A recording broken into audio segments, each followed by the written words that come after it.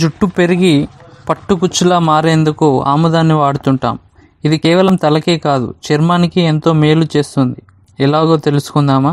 కొందరికి ముఖంపై అక్కడక్కడ మచ్చలుంటాయి. వయసు రీత్యా వచ్చే ఈ మచ్చల్ని కనిపించకుండా చేయాలంటే కొద్దిగా ఆముదాన్ని తీసుకొని మచ్చలున్న చోట మృదువుగా మర్దన చేయాలి. ఇలా వారంలో 2 సార్లు చేస్తే ఫలితం ఉంటుంది.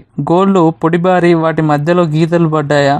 రాత్రిళ్ళు పడుకునే ముందు గోళ్లకు ఆముదాన్ని రాసి చూడండి. స్నానానికి వెళ్లేందుకు 15 నిమిషాల ముందు ముఖానికి ఆముదాన్ని రాసుకొని మృదువుగా మర్దన చేయాలి. తర్వాత గోరువెచ్చని నీళ్లతో కడిగేయాలి. ఇది మృత కణాలని తొలగించడంతో పాటు చర్మాన్ని తాజాగా మారుస్తుంది. కాలంతో సంబంధం లేకుండా కొందరికి పాదాల పగుళ్లు ఇబ్బంది పెడుతుంటాయి. ఇలాంటి వారు రాత్రిళ్ళు పడుకునే ముందు అరిపాదాలకు గోరువెచ్చగా చేసిన ఆముదాన్ని రాసుకోవాలి. మర్నాడు కడిగేసి నాణ్యమైన మాయిశ్చరైజర్ ని రాసుకోవాలి. వయసు పెరిగే కొద్దీ ముడతల సమస్య ఎదురవుతుంది. ఈ సమస్య ఉన్న చోట ఆముదాన్ని రాసి అరగంట అయ్యాక కడిగేయాలి.